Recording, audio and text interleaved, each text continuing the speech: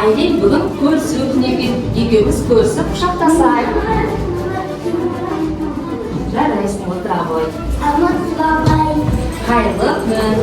Мұхаммед бүгін көрісу күнекен, екеуміз көрісіп құшақтасайық. Жарайсың, отыра. Балалар, бүгін көрісу күнекен, онда бір-бірімізбенен көрісіп амандасып алайық.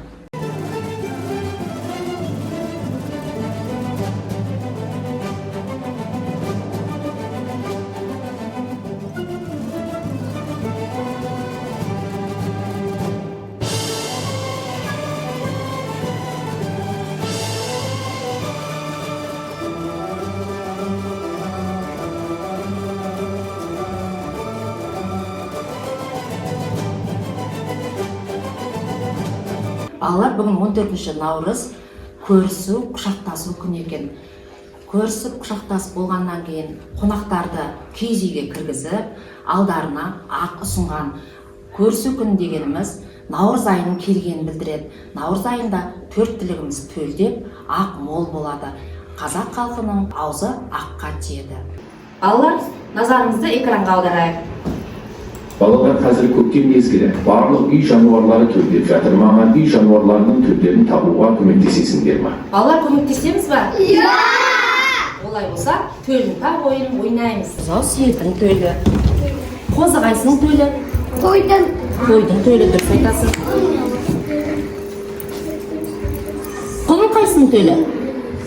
Аттың төлі. Жылқының. Жылқының төлі. Ал лақ қайсының төлі? Ешкінің төлі. Бота қайсының төлі? Балалар, ойын ойнап болдық ба? Иә! Олай болса, келіншек күйі арқылы сергіту жасаймыз.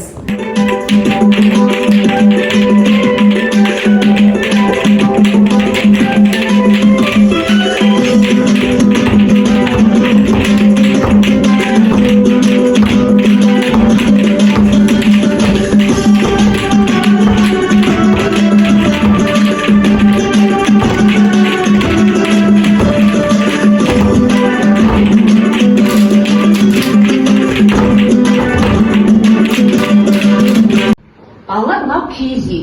Киіз үйді көргендерің бар ма? Бұл қай кезде көреміз? Наурызда, иә? Наурызда ұрамыз. Тағы кімнің үйінде бар киіз үй? Менің үйімде. Иә, айта қойшы қане? Мен атамның үйінде атам үйі бар. Керемет. Балалар, киіз үйді ауа райының қандай жағдайы болса да пайдалануға ыңғайлы. Киіз үйдің сүйегін ағаш шеберлері өзен жағасында тұрған ағаштардан жасайтын болған. Киіз үй қазақтың ертеден келе жатқан, көшіп қонуға арналған, тез жиналып және тез құрылатын баспаналары. Балалар, орталықтарға бөлініп, қазір текеметке ою тігіп, немесе оюларды бояп жұмыс жасаймыз. Ол үшін балалар, алдыменен оюларды есімізге түсіріп, оюды тап ойын ойнап алайық. Ал ойын бастай ғой. Ал қандай ойын шықты? Ай ою, керемет.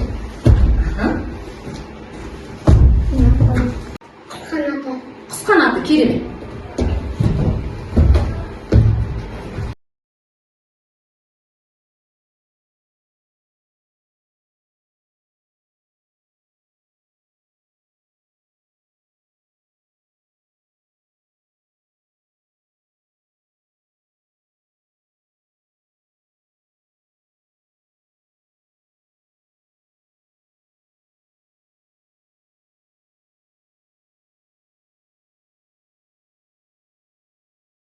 Несі киіз үйдің? Керегесі. Керегесі, науыз ше? Есігі. Налар ше? Оқтары. Ал нау ше? Шаңырағы. Шаңырағы, керемет, өте жақсы. Қайсар, мынау қандай ою? Қошқар мүйіз. Ал қошқар мүйіз дегенде бізге не елестейді көзімізге? Қошқардың мүйізі. Керемет, қошқардың мүйізі елестейді. Қазақ текеметті болдық па? Иә. Ортада қандай ой тұрмыз? Қошқар мүйізі қай жерлерден көріп жүрсіңдер? Кеседе, ыдыстарда, иә?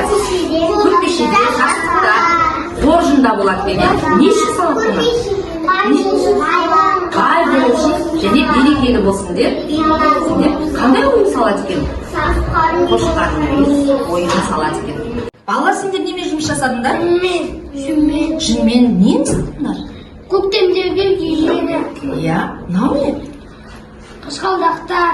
Иә, Ана күн. күн, Мынау киіз үй өте жақсы, керемет. Балалар, ата бабамыз ағаш еккен кезде түбіне ақ құйған. Кәне Айзере ағымызды құяйық. Аха, енді суымызды құяйық. Апайымды қойсай.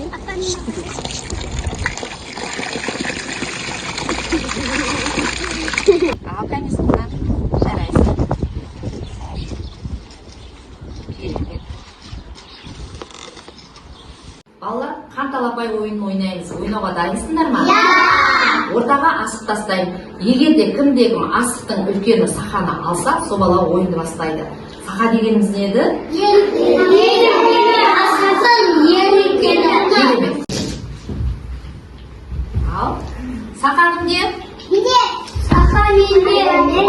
Керемет, өте жақсы. Сұлтан да екен. Сұлтан, сақа дегеніміз не? Сақа дегеніміз асықтардың ең үлкені. Олай болса, сақаны алған бала ойынды бастайды. Апаймен О, керемет.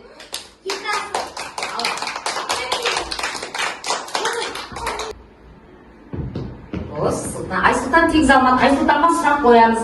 Бүгінгі сабақта саған қай жер қызықты болды?